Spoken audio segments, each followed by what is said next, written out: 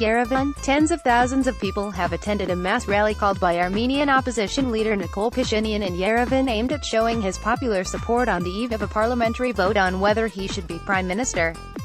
As he took to the stage at the beginning of the rally on Yerevan's Central Republic Square, Pashinian was joined by Armenian-American rock star and activist Serj Tankian, who is the lead singer of the alternative metal band System of a Down. Tankian, who has offered his support for Pashinian's protest movement, addressed the cheering crowds in Armenian. Then, in an emotionally charged moment, he sang a fragment from a popular Armenian patriotic song, YEREVAN Tens, accompanied by the crowds. During the short rally, Pashinian said he had a 95% chance of winning the prime minister nomination in parliament on May 8 and reiterated his call for his supporters to show up again on Republic Square at 11 a.m. To celebrate an epical victory. Tankian was welcomed earlier at the Yerevan airport by Pashinian and his supporters.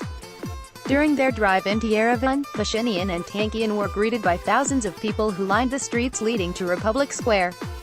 Pashinian has threatened to stage another general strike if the ruling Republican Party, HHK, does not elect him as prime minister on May 8, after tens of thousands of Armenians on May 2 heeded his call and brought much of the country to a standstill. After leading a wave of protests throughout the South Caucasus country over the past several weeks, Pashinian appears to be on the verge of a dramatic rise to the prime minister's post. The anti-government protests forced HHK leader and longtime former president Serj Tankian to step down as prime minister just days after he was elected to the position by parliament. Tankian had been president since 2008. Term limits forced him to step aside last month. However, the HHK-dominated parliament quickly appointed him as prime minister, a switch made possible by constitutional changes that weakened the presidency while bolstering the prime minister's powers.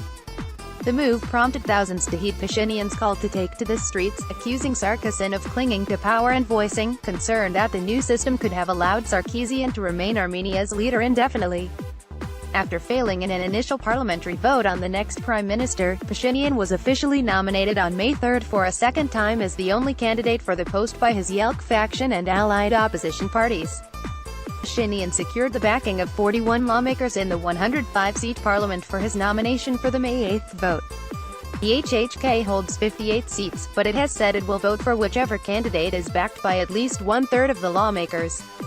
During the May 7 rally, Pashinian told the crowds that he received assurances from the Armenian Revolutionary Federation, Nikol and the Zarukian Alliance parliamentary factions that they would vote for the People's candidate, and that some members of the HHK faction would also vote for the candidate nominated by you.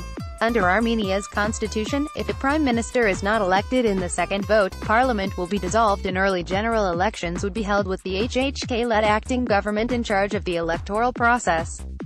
Pashinian has said elections run by the HHK would not be fair, and he has called for the party to give up power. However, Pashinian told journalists on May 7 that he would not seek revenge against his political adversaries if elected. There will not be a vendetta. In Armenia, the page of political and economic persecution has been closed, he said. He also told RFE/RL that he would not accept the presence of oligarchs in his government if elected prime minister on May 8. I can assure you that there will not be oligarchs in government, Pashinian said, adding, there will be no monopolies in our economy if I am elected. Separately, Arat Mirzoyan, one of Pashinian's close aides, told RFE/RL that, if elected prime minister, the opposition leader will strive to break up economic monopolies, boost competition, and separate business from government.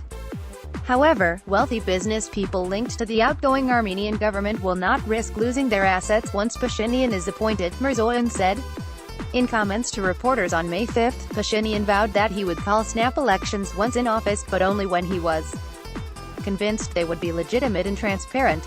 My team and I are considering a few scenarios for holding the snap election, he said, adding, without details, that we will have to amend the election code for this purpose, with reporting by TASS and AP.